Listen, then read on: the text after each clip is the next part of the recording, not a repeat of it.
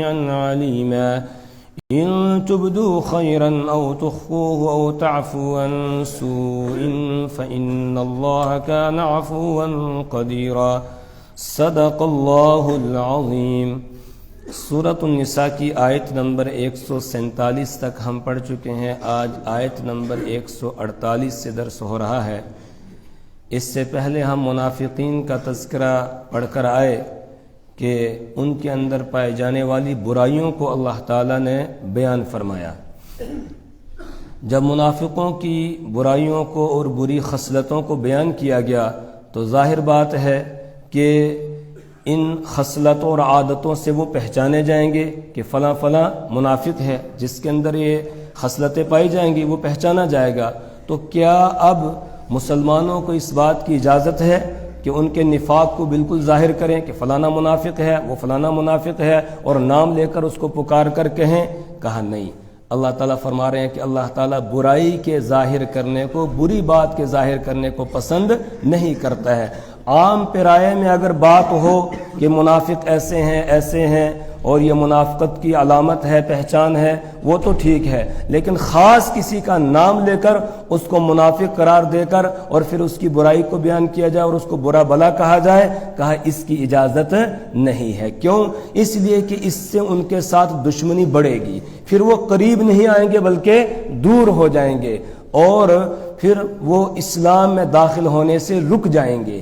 اس لیے نام لے کر مسلمانوں کو اجازت نہیں ہے کہ کسی کو بولیں او فلاں منافق، او فلاں تو منافق ہے، تو فلاں یہ کام کر رہا تھا، تو کہا اس کی اجازت نہیں ہے۔ اگر کسی منافق کی کوئی برائی معلوم بھی ہوئی تو اس کو لوگوں کے سامنے ظاہر نہ کیا جائے، اس کو اکیلے میں سمجھایا جائے اور اس کے لیے دعا کی جائے اللہ سے۔ اس کا نتیجہ یہ ہوگا کہ اس کو ایمان کی توفیق ہو جائے گی۔ اور پھر مسلمانوں نے ایسا ہی کیا، ان کو سب کے سامنے رسوا نہیں کیا، ذلیل نہیں کیا، وہ ساتھ چپکے رہے۔ آہستہ آہستہ اکثریت منافقوں کی ایسی تھی جو سچے مسلمان بن گئے، کچھ ایک بچ گئے تھے کہ جو نفاق پر قائم رہے، ورنہ اکثر ایسے تھے کہ جو منافقت سے تائب ہو کر اور اسلام کے اندر داخل ہو گئے تھے اور پکے مسلمان ہو گئے تھے۔ اور ایسا ہی مسلمانوں نے کیا کہ کسی کو بالکل سب کے سامنے ذلیل و رسوا نہیں کیا، یہاں تک کہ عبداللہ ابن ابی ابن سلول جو منافقوں کا سردار تھا، اور سب جانتے ہیں منافقوں کا سردار ہے اور منافق ہے، اس کا بیٹا سچا مسلمان ہے، وہ بھی جانتا ہے کہ یہ میرا باپ منافق ہے، اور وہ رسول پاک صلی اللہ علیہ وسلم کے پاس بھی آیا اور آ کر کہا یا رسول اللہ اگر آپ اجازت دیں میں اپنے باپ کا سر قلم کر دوں گا۔ کیوں؟ اس لیے کہ وہ آپ کی شان میں گستاخی کرتا ہے۔ حضرت فاروق اعظم رضی اللہ تعالیٰ عنہ آئے اور آ کر رسول پاک صلی اللہ علیہ وسلم سے یہ عرض کیا یا رسول اللہ صلی اللہ علیہ وسلم اگر آپ اجازت دیں تو میں اس منافق کو قتل کر دوں۔ کس وقت؟ جس وقت اس نے ایک غزوے میں رسول پاک صلی اللہ علیہ وسلم کے بارے میں بڑی گستاخانہ بات کہی۔ اس نے کیا گستاخانہ بات کہی؟ اس نے کہا لَيَخْرُجُنَّ الْأَعَزُّ مِنْهَا الْأَذَلُ، کہ ابھی ہم واپس جائیں گے مدینہ اور وہاں سے جو عزت والا ہے وہ ذلیل کو نکال دے گا۔ نعوذ باللہ من ذالک، عزت والے سے وہ اپنے آپ کو مراد لے رہا تھا اور ذلت والے سے رسول پاک صلی اللہ علیہ وسلم کو اور آپ کے صحابہ کو مراد لے رہا تھا۔ تو حضرت جب اس کا یہ نفاق کھل گیا، سورہ منافقون نازل ہو گئی اور جن صحابی نے یہ بات سنی تھی ان کی تائید ہو گئی کہ انہوں نے بالکل سچ کہا ہے۔ تو حضرت فاروق اعظم رضی اللہ تعالیٰ عنہ چونکہ جلاد تھے رسول پاک صلی اللہ علیہ وسلم کے زمانے میں، تو آئے اور آ کر عرض کیا یا رسول اللہ صلی اللہ علیہ وسلم اگر آپ اجازت دیں تو اس منافق کا سر قلم کر دوں میں، اتنی بڑی گستاخی یہ آپ کی شان میں کرتا ہے۔ رسول پاک صلی اللہ علیہ وسلم نے فرمایا کہ نہیں عمر، ان الناس یقولون، کہ لوگ یہ کہیں گے کہ ان محمدن یقتل اصحابہ، کہ محمد صلی اللہ علیہ وسلم اپنے ساتھیوں ہی کو قتل کرتے تھے۔ یہ ظاہر میں تو مسلمان بنا ہوا ہے نا، ہمارے ساتھ نماز بھی پڑھتا ہے، جہاد میں بھی شرکت کرتا ہے، تو اب لوگ یہ کہیں گے کہ محمد صلی اللہ علیہ وسلم اپنے ساتھیوں ہی کو قتل کرتے ہیں، لوگ ایمان میں داخل ہونے سے رک جائیں گے، اس لیے ہم اس کو قتل نہیں کریں گے۔ تو اس طرح بالکل جو سامنے ہو کر آ جاتا تھا اس کے بارے میں بھی اتنی احتیاط برتی جاتی تھی کہ اس کو بھی قتل کی اجازت نہیں دی گئی کہ اس کو بھی قتل نہیں کرنا ہے۔ اسی کو اللہ نے بیان فرمایا کہ اب منافقوں کی علامتوں کا پتہ چل گیا، لہٰذا برسر راہ ان کو ذلیل و رسوا نہ کیا جائے، بلکہ اگر کوئی عیب ان کے اندر دیکھو بھی تو اس پردہ پوشی کرو، چھپاؤ، اس کو ظاہر نہیں کرنا چاہیے۔ اور جب منافق کے فعل کو ظاہر کرنے کی اجازت نہیں، اس کی برائی کو ظاہر کرنے کی اجازت نہیں، تو مسلمان کے برائی کو ظاہر کرنے کی اجازت ہوگی؟ نہیں ہوگی۔ لہٰذا اسی لیے اللہ کے رسول صلی اللہ علیہ وسلم نے ارشاد فرمایا، من ستر مسلمن، جو کسی مسلمان کی پردہ پوشی کرتا ہے دنیا میں، سترہ اللہ یوم القیامہ، اللہ قیامت کے دن اس کی پردہ پوشی کرے گا، اس کی ستاری کرے گا۔ لہٰذا معلوم ہوا اگر ہمیں کسی کے بارے میں کوئی بری بات معلوم ہو جائے، اس کا چرچا نہیں کرنا چاہیے، بلکہ اس کو اپنے پاس ہی رکھنا چاہیے، کسی اور کے سامنے بیان بھی نہیں کرنا چاہیے۔ ہم کسی کی یہاں پردہ پوشی کریں گے، ستاری کریں گے، اللہ قیامت کے دن ہماری ستاری کرے گا، ورنہ برائیوں سے، گناہوں سے، عیوب سے کون محفوظ ہے؟ کوئی ہے محفوظ؟ انبیاء کرام علیہ الصلوۃ والسلام اور صحابہ کو چھوڑ کر، انبیاء تو معصوم ہیں اور صحابہ محفوظ ہیں، ان کو چھوڑ کر امت میں کون ہے کہ جو یہ دعویٰ کر سکے کہ میں بالکل پاک ہوں، میرے اندر کوئی عیب نہیں ہے، میرے اندر کوئی برائی نہیں ہے؟ کوئی دعویٰ کر سکتا ہے؟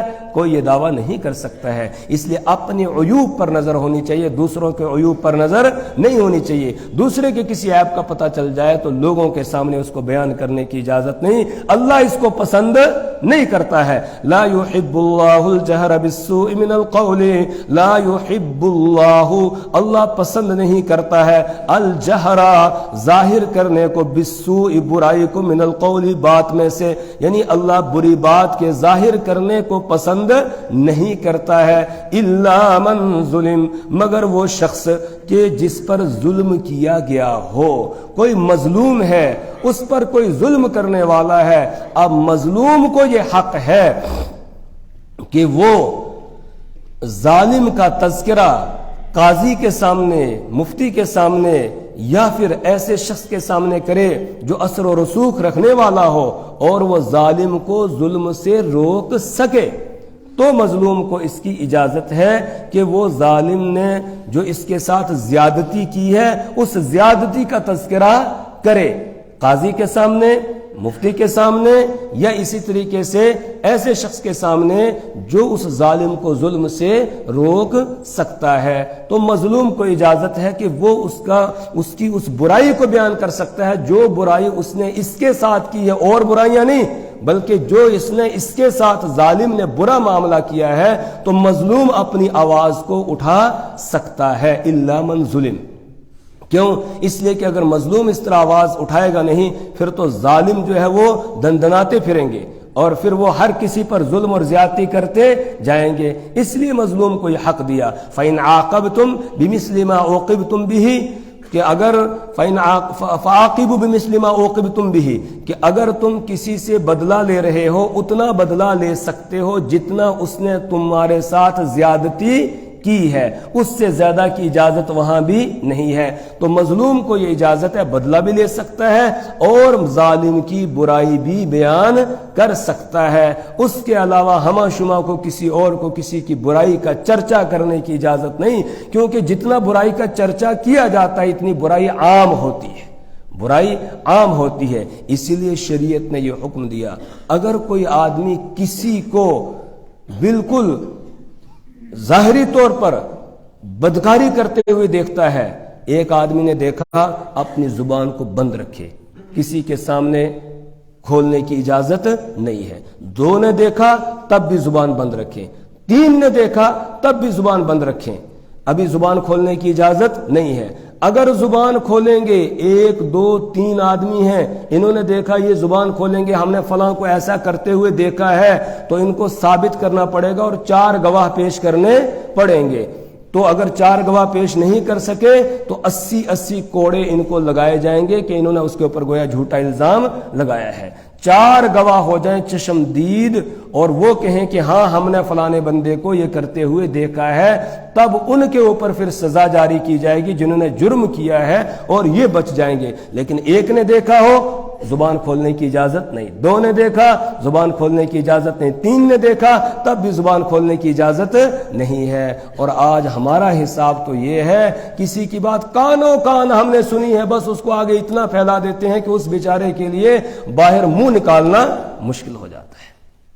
اس سے برائیاں ختم نہیں ہوتی بلکہ برائیاں اس سے پھیلتی ہے۔ اس لیے شریعت یہ چاہتی ہے اگر کسی کے اندر تم کوئی بری بات دیکھو، اس بری بات کو لوگوں کے سامنے ظاہر نہ کرو۔ کیوں؟ اس لیے کہ اس سے برائی کرنے والا جری ہو جائے گا، وہ برائی سے باز نہیں آئے گا، وہ اور زیادہ برائی کے اندر مبتلا ہو جائے گا۔ اور اگر تم نے پردہ پوشی کی، کسی نہ کسی دن اس کو شرم آئے گی اور وہ ڈرتا رہے گا، لوگوں کو پتہ چل گیا تو پتہ نہیں کیا ہوگا، لوگوں کو پتہ چل گیا تو پتہ نہیں کیا ہوگا، اس لیے ڈرتا رہے گا، برائی سے بچے گا وہ۔ لیکن جب ہم نے اس کی برائی کو ظاہر کر دیا تو اب وہ سمجھے گا اب تو لوگوں کو پتہ چل ہی گیا، اب چاہے جو مرضی کر، اب تو بدنام ہو ہی گیا ہے۔ تو اس سے برائی ختم نہیں ہوتی بلکہ اور زیادہ پھیلتی ہے، پھر وہ 10 کو اور اپنے ساتھ تیار کرتا ہے اور اس کے اندر ملوث کرتا ہے۔ تو لا يحب اللہ الجہر بالسوء من القول، اللہ تعالیٰ بری بات کے ظاہر کرنے کو پسند نہیں کرتا ہے، الا من ظلم، مگر وہ شخص جس پر ظلم کیا گیا ہو۔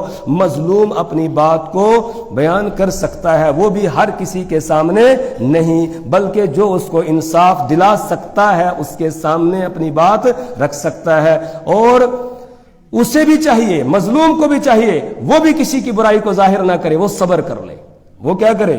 صبر کرے اور اللہ کو سنائے۔ کیوں؟ اس لیے کہ اللہ سب کی سننے والا ہے۔ اس لیے وَكَانَ اللَّهُ سَمِيعًا عَلِيمًا، وَكَانَ اللَّهُ سَمِيعًا عَلِيمًا، اور اللہ ہی سننے والا ہے، علیمًا اور جاننے والا ہے۔ اللہ کو پتہ ہے کون ظالم ہے کون مظلوم ہے اور وہ سننے والا ہے۔ تم اپنی فریاد اللہ کے سامنے رکھو، بندوں کے سامنے نہ رکھو۔ پہلے بتایا کہ مظلوم کو اجازت ہے، وہ ظالم کا تذکرہ ایسی جگہ کر سکتا ہے جہاں سے اس کو انصاف ملے، لیکن آگے بتایا ترغیب دی گئی بہتر یہ ہے وہ لوگوں کے سامنے ظالم کا تذکرہ اس طرح نہ کرے۔ کس کے سامنے کرے؟ اللہ کے سامنے۔ کس کے سامنے؟ اللہ۔ اسی لیے تو بتایا وَكَانَ اللَّهُ سَمِيعًا عَلِيمًا، اور اللہ سننے والا ہے اور وہ جاننے والا ہے۔ تم اپنی فریاد اللہ کے سامنے رکھو، اللہ تعالیٰ خود ظالم سے نمٹ لے گا اور تمہیں انصاف دلا دے گا۔ تو اب کسی کے سامنے برائی کا تذکرہ کرنے کی ضرورت نہیں، اجازت اگرچہ مظلوم کو دی گئی لیکن کہا بہتر یہ ہے کہ وہ تذکرہ نہ کرے بلکہ اللہ کے سامنے فریاد کرے۔ اور اس سے بڑھ کر ایک اور بات ہے جس کو اگلی آیت میں بیان کیا گیا، ان تبدوا خیرا او تخفوه او تعفو عن سوء فإن اللہ کان عفوا قدیرا۔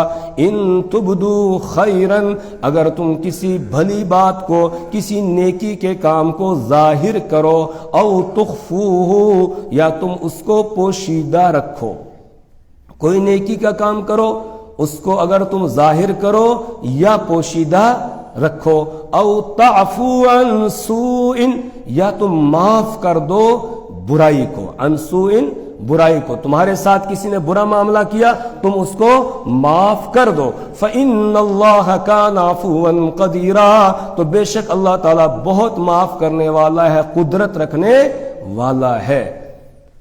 ان تبدو خیرن، اگر تم کوئی بھلائی کی بات ظاہر کرو، کوئی نیکی کا کام کیا اس کو ظاہر کرو، او تخفوہ، یا پوشیدہ رکھو، ہر ایک کو اللہ جانتا ہے۔ کہیں پر نیکی کے ظاہر کرنے میں فائدہ ہوتا ہے اور کہیں اس کو پوشیدہ رکھنے میں فائدہ ہے۔ جماعت کے ساتھ نماز ہے، جماعت کے ساتھ نماز پڑھنا تو سب ظاہر ہو رہے ہیں، اس میں فائدہ ہے، ہم جماعت کے ساتھ پڑھیں گے اوروں کو بھی ترغیب ملے گی۔ کہیں عام مسجد کا چندہ ہو رہا ہے یا کسی اور جو ہے عمومی کام کے لیے چندہ ہو رہا ہے، اب ہم سب کے سامنے دیں گے، دوسروں کو بھی ترغیب لگے گی اور وہ بھی دیں گے، تو اس میں ظاہر کر کے دینے میں فائدہ ہے، اس نیکی کے ظاہر کرنے میں فائدہ ہے۔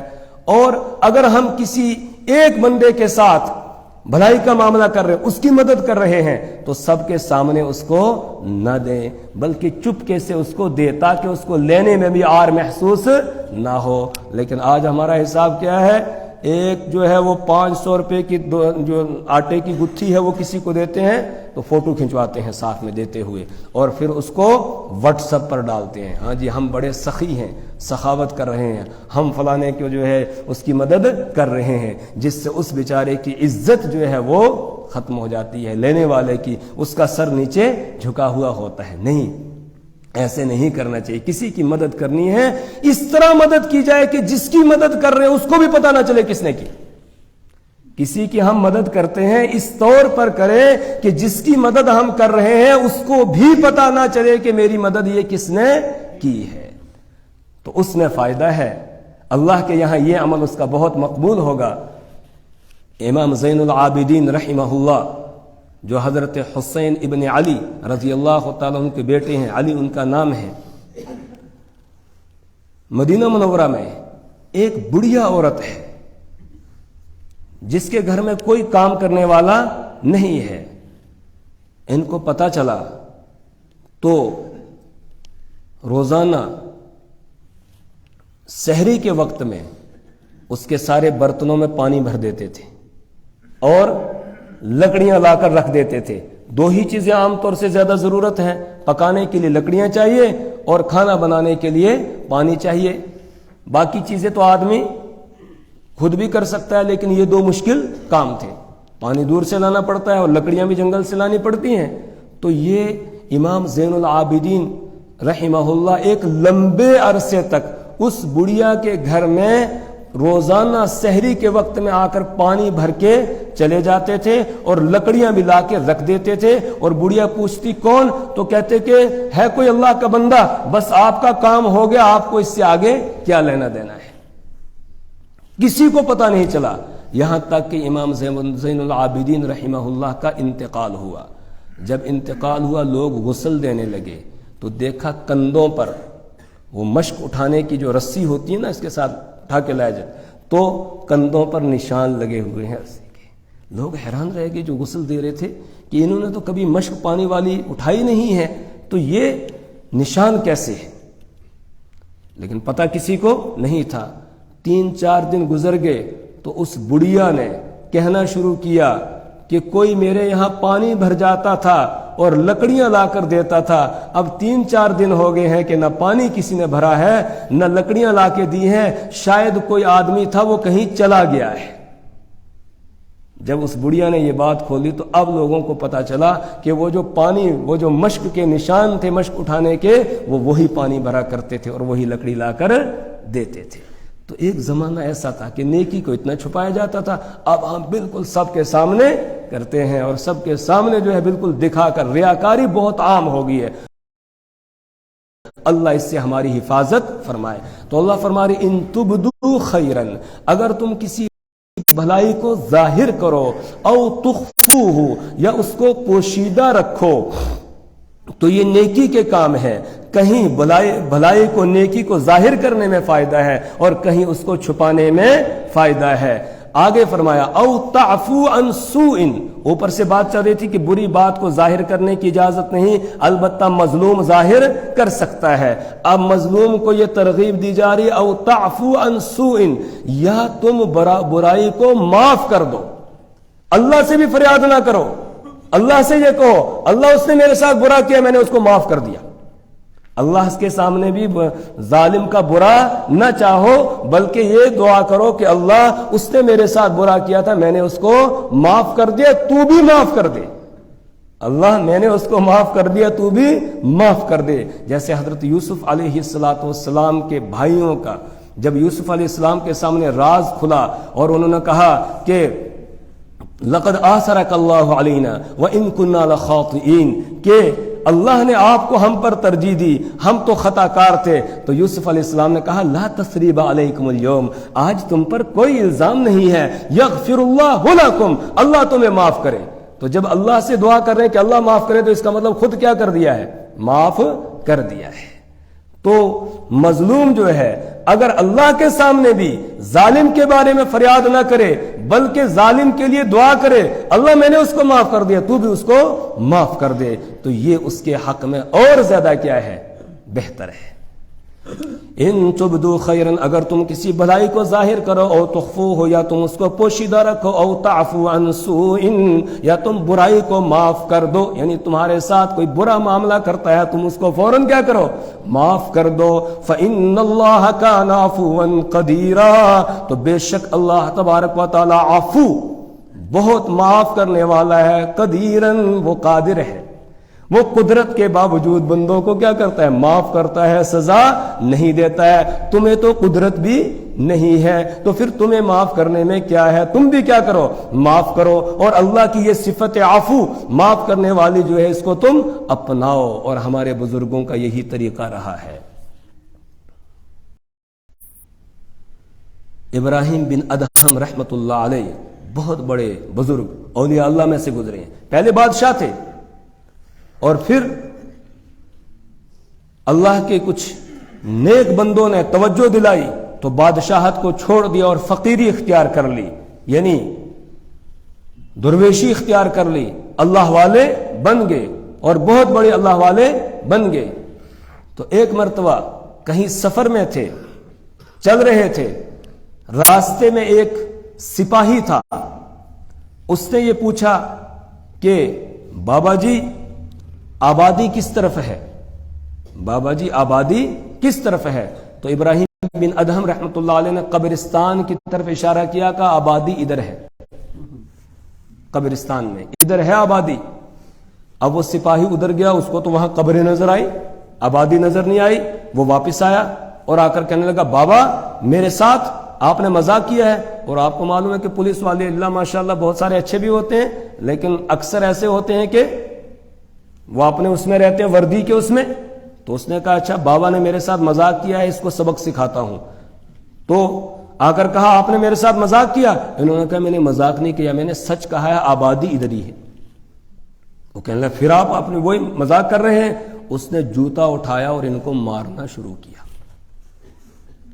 اور مارتا رہا، یہ آگے سے کچھ بھی بولے نہیں۔ اب جب وہ تھک گیا، اس نے چھوڑ دیا، یہ چل پڑے آگے۔ جب یہ شہر میں داخل ہوئے تو لوگوں نے جب ابراہیم بن ادہم رحمت اللہ علیہ کو دیکھا تو ایک دم آگے لوگ مصافحہ کر رہے ہیں، ہاتھ چوم رہے ہیں۔ اب یہ سپاہی پریشان ہو گیا، اس نے وہ منظر دیکھا، یہ پریشان ہو گیا، یہ کون آدمی ہے؟ تو اس نے کسی سے پوچھا یہ کون ہے؟ تو بتایا کہ یہ تو اللہ کے ولی ہیں ابراہیم بن ادہم رحمت اللہ علیہ۔ وہ کہنے لگا توبہ توبہ، میں نے تو ان کی پٹائی کر دی۔ پھر فوراً آیا وہ اور آ کر کہنے لگا کہ مجھے آپ کے بارے میں معلوم نہیں تھا، میں نے آپ کے ساتھ زیادتی کی ہے، اس لیے مجھے معاف کر دیجئے۔ انہوں نے کہا کہ او نوجوان، جب تو ایک جوتا مارتا تھا اور دوسرا اٹھاتا تھا، دوسرا جوتا لگنے سے پہلے میں پہلے والے کو معاف کر دیتا تھا، دوسرا جوتا لگنے سے پہلے ہی میں پہلے والے کو معاف کر دیتا تھا، اس لیے اب تجھے معافی مانگنے کی ضرورت نہیں، میں نے تو تجھے اسی وقت کیا کر دیا تھا، معاف کر دیا تھا۔ تو معاف کرنے میں فائدہ ہے، جو یہاں کسی کو معاف کرے گا اللہ اس کو وہاں معاف کرے گا۔